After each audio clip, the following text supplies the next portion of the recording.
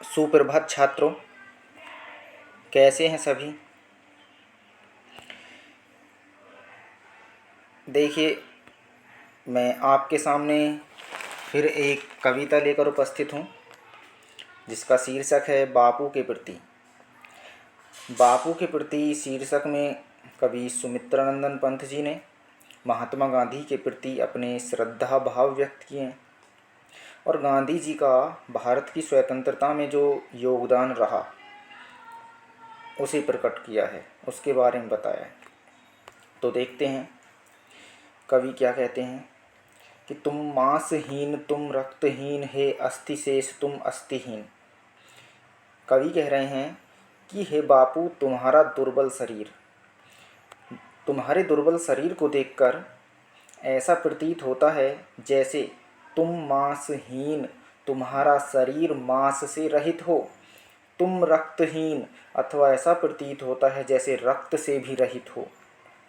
अस्थि शेष, अथवा ऐसा प्रतीत होता है जैसे तुम्हारे शरीर में अस्थियां ही शेष बची हों। और अस्थिहीन, और कभी कभी तो ऐसा प्रतीत होता है जैसे तुम्हारा शरीर अस्थियों से भी रहित हो गया हो। कवि आगे कहते हैं कि तुम शुद्ध बुद्ध आत्मा केवल, हे चिर पुराण हे चिर नवीन। कि हे बापू, तुम शुद्ध मीन्स पवित्र, बुद्ध आत्मा, बुद्ध के समान ज्ञान रखने वाले, तुम महात्मा बुद्ध के समान पवित्र ज्ञान रखने वाले हो। हे चिर पुराण हे चिर नवीन, पुराण मीन्स प्राचीन, नवीन मीन्स आधुनिक, तुम प्राचीन और आधुनिक ज्ञान के ज्ञाता हो। तुम पूर्ण इकाई जीवन की, जिसमें असार भव शून्य लीन। तुम पूर्ण इकाई जीवन की, तुम जीवन की एक पूर्ण इकाई हो, अर्थात तुम्हारा जीवन एक पूर्ण इकाई के समान है जिसमें असारताएं, भवशून्य सांसारिक, लीन हो जाएंगी, जिसमें सांसारिक विषय वासनाएं लीन हो जाएंगी। आधार अमर होगी जिस पर भावी की संस्कृति समासीन। आधार आधारित, अमर अमर होगी जिस पर, अर्थात तुम्हारे आदर्शों पर भावी की संस्कृति समासीन। भावी मीन्स भविष्य, संस्कृति मीन्स संस्कृति, और समासीन मीन्स प्रतिष्ठित। हे बापू, तुम्हारे ही आदर्शों पर भविष्य की प्रतिष्ठित संस्कृति अमर व आधारित हो जाएगी। कवि आगे कहते हैं कि हे बापू, तुम मांस तुम्ही हो, रक्त अस्थि निर्मित जिनसे नवयुग का तन। कि हे बापू, जिस प्रकार से मांस, रक्त और अस्थियों से मिलकर तुम्हारे शरीर का निर्माण हुआ है, उसी प्रकार नवयुग का तन, इस आधुनिक युग का शरीर, अर्थात यह आधुनिक युग तुम्हारी सत्य, अहिंसा, प्रेम रूपी तत्वों से मिलकर बना है। कवि आगे कहते हैं कि तुम धन्य, तुम्हारा निस्वार्थ त्याग है विश्व भोग का वर्षाधन। कि हे बापू, तुम धन्य हो, तुम्हारा निस्वार्थ त्याग, तुम्हारा निस्वार्थ त्याग भी धन्य है विश्व भोग का, विश्व भोग, विश्व के कल्याण के लिए वर में श्रेष्ठ साधन, एक श्रेष्ठ साधन जो इस संसार के लिए या इस संसार के कल्याण के लिए एक श्रेष्ठ साधन है। इस भस्म काम रज की तन से जग पूर्ण काम नव जग जीवन। हे बापू, इस भस्म काम यानी कामनाओं को भस्म कर देना, नष्ट कर देना, तन की रज से, शरीर की धूल से, जग संसार पूर्ण काम, जो पूरी या संपूर्ण कामनाएं हैं, विषय वासनाएं, नव जग जीवन, यह जो आधुनिक युग है। कवि कहते हैं कि हे बापू, आधुनिक युग में व्याप्त संपूर्ण विषय वासनाएं तुम्हारे शरीर की धूल से मिलकर भस्म हो जाएंगी, नष्ट हो जाएंगी। कवि आगे कहते हैं कि बीनेगा सत्य अहिंसा के ताने बानों से मानवपन।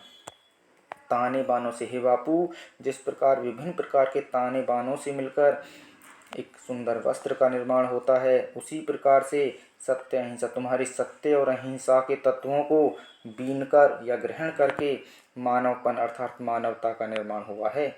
कवि आगे कहते हैं कि सुख भोग खोजने आते सब आए, तुम करने सत्य खोज। हे बापू, सुख भोगने की इच्छा लेकर इस पृथ्वी पर सभी आते हैं, आए तुम करने सत्य खोज, किंतु हे बापू, तुम तो इस पृथ्वी पर सत्य की खोज करने के लिए आए।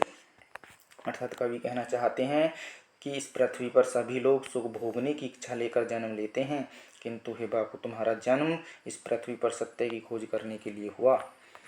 जग की मिट्टी के पुतले जन, तुम आत्मा के मन के मनोज। हे बापू, इस संसार में सभी लोग मिट्टी के पुतले के समान हैं, किंतु हे बापू, तुम मानवता के मन के कमल हो। कवि आगे कह रहे हैं कि जड़ता हिंसा स्पर्धा में भर, चेतना अहिंसा नम्र ओज। कि हे बापू, तुमने स्थिरता, संघर्ष और प्रतिद्वंद्विता में चेतना अहिंसा भर के लोगों के हृदय को कोमल बना दिया है। अर्थात कवि कहना चाहते हैं कि जड़ता, स्थिरता, हिंसा, संघर्ष और स्पर्धा, प्रतियोगिताओं में या प्रतियोगिताओं को नष्ट करके नम्र ओज लोगों के कोमल हृदय में चेतना और अहिंसा को भर दिया, अर्थात प्रेम सत्य को भर दिया है। कवि आगे कहते हैं कि पशुता का पंकज बना दिया तुमने मानवता का सरोज। पशुता रूपी कमल को, पंकज मीन्स कमल, पशुता रूपी कमल को तुमने बना दिया मानवता का सरोज, मानवता रूपी कमल। कवि कहते हैं कि हे बाबू, तुमने निर्दयता रूपी कमल को मानवता रूपी कमल बना दिया। हे बापू, तुमने द्वेष, ईर्ष्या, घृणा रूपी जल में खिलने वाले कमल को स्वच्छ सरोवर जैसे जल में खिलने वाला कमल बना दिया, या प्रेम सत्य अहिंसा रूपी स्वच्छ सरोवर में खिलने वाला कमल बना दिया है।